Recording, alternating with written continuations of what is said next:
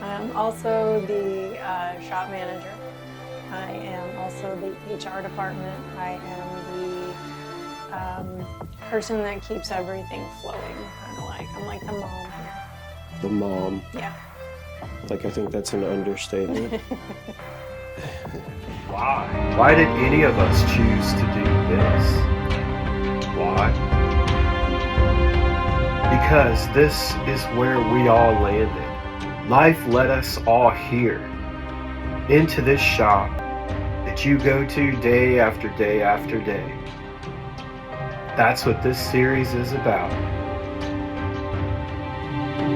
Embedding.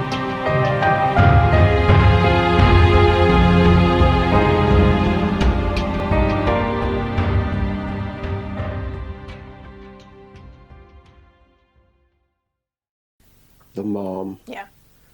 Like, I think that's an understatement. You keep everybody in line. Yeah. You're working with tattoo artists who are by nature not conformists. So it's none of us are 9-to-5ers in here. Like none of us could function in a 9-to-5 job. So this is very much, just kind of making sure everybody's on task and doing what they're supposed to do. Right. That's a pretty difficult job some days, right? It's like herding cats sometimes, yeah. Right. They're So being a piercer is very, the amount of times during the day that I have to say, no, I'm not a tattoo artist.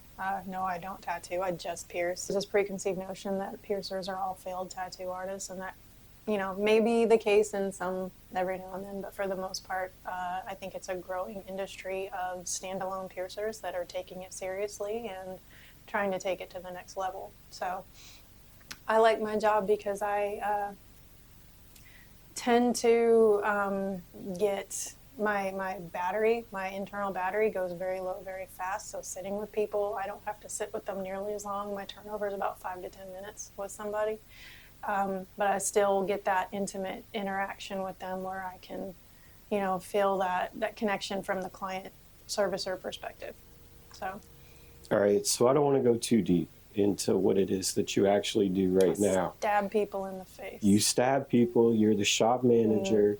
You keep order, you keep peace, you keep all the artists doing what they're supposed to do, right? Yep. Like you try to keep everything functioning. Yeah. So what I'm really interested in, though, now that we know what you do, is how did you get here? Like I have always been a kind of hop from not one job to the next, but try to figure out where my place in the world was. I was a veterinary technician for 13 years, and I got burnt out on that. Long story short, it's a very emotional job. I got burnt out. So I started trying to find after that something else that I wanted to do, that I liked doing, that I enjoyed doing, but didn't involve the kind of emotional stress that job did. So I worked a couple jobs, one for a couple years, another one for only 6 months. And this is the shop where I was coming to get my tattoos from. Vince was my tattoo artist. And he started had been posting for a minute, but he was looking for a piercer and would be willing to apprentice. So already having a medical background, I had a little bit of a leg up there. Aseptic technique is incredibly crucial in our job, so I already knew that. I didn't have to be taught that. So I just reached out to him one day. I said, hey, you still looking for a piercer? And he said, yeah, come by and we'll talk about it. And the rest is history.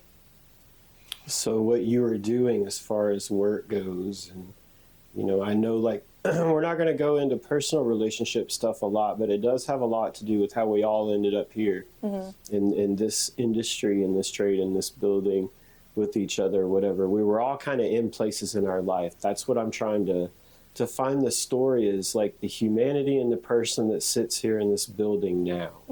Like, it's not like things were ideal, perfect, or anything like that, right? Right. So, like, just tell us, how did you end up here in this building? I was very much at a crossroad. I was working a job that I did not like. Let me rephrase that. I liked the job. The industry as a whole was not for me. I was working as a physical therapy technician. So I worked at a major physical therapy provider in this area. I worked closely with patients. I worked closely with the providers. But it was a very conformist, constructed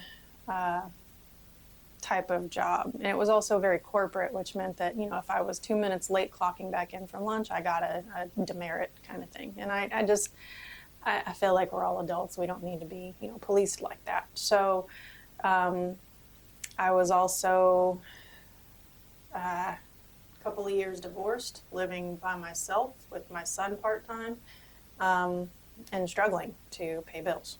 So on top of not liking the job that I was doing, I was having a hard time making the money because I had taken a pay cut to leave vet med.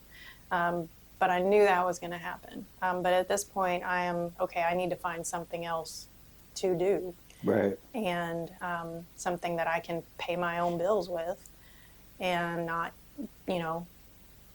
have to eat at work on other people's dime and stuff like that. So I actually had lost quite a bit of weight in this because I didn't eat that often, because I couldn't eat that often. But it was, it was nice. I was actually looking into going back to school for EMT at the time. And when I talked to Vince, he's like, give me a month and you'll make more money with me than you possibly ever could EMT. And I said, okay, I'll try it. And he was right. Okay, so right there, you're talking about a conversation that was. Mm-hmm.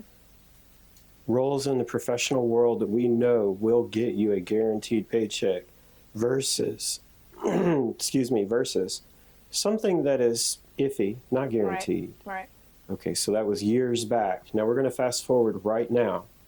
So this statement has validity and power. That was a little bit of backstory.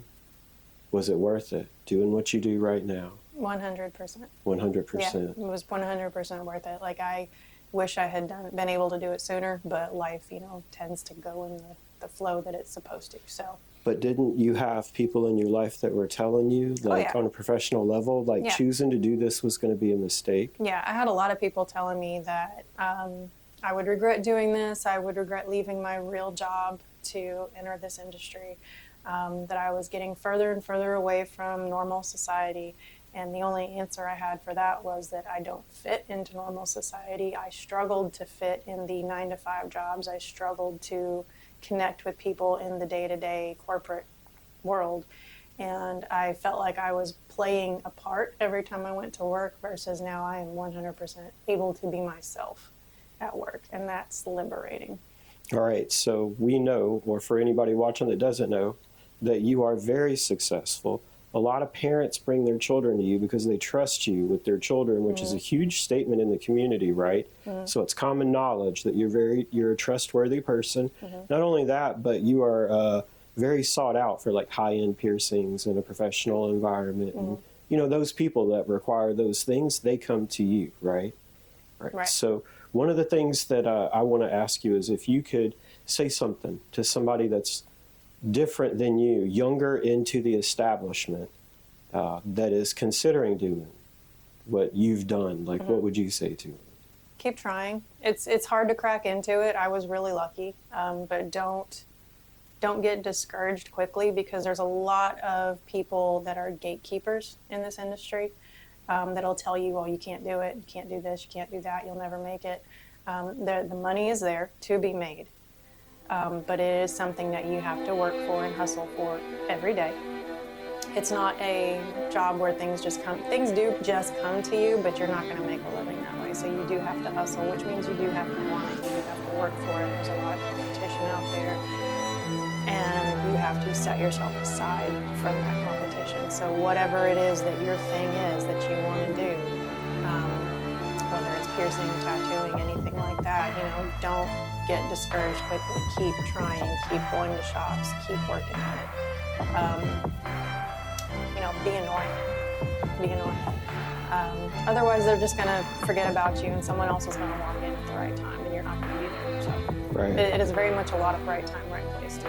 Right, so if somebody wanted to check out your work and see some of the stuff that you do actually, not just this interview, but like see, is Instagram the main place they can go check out like Yes, the majority of like, videos and pictures? I post mostly on my Instagram. I occasionally post to our shop page. But Right, I don't right. post there quite as often. I'm not Right. as good with that. So Instagram, it's the Salty Piercer, because I am salty. All right. I'm Gen X, I'm salty. All right. There you go. The Salty Piercer Yep. on Instagram. Check her out. All right. Thank you. Yep.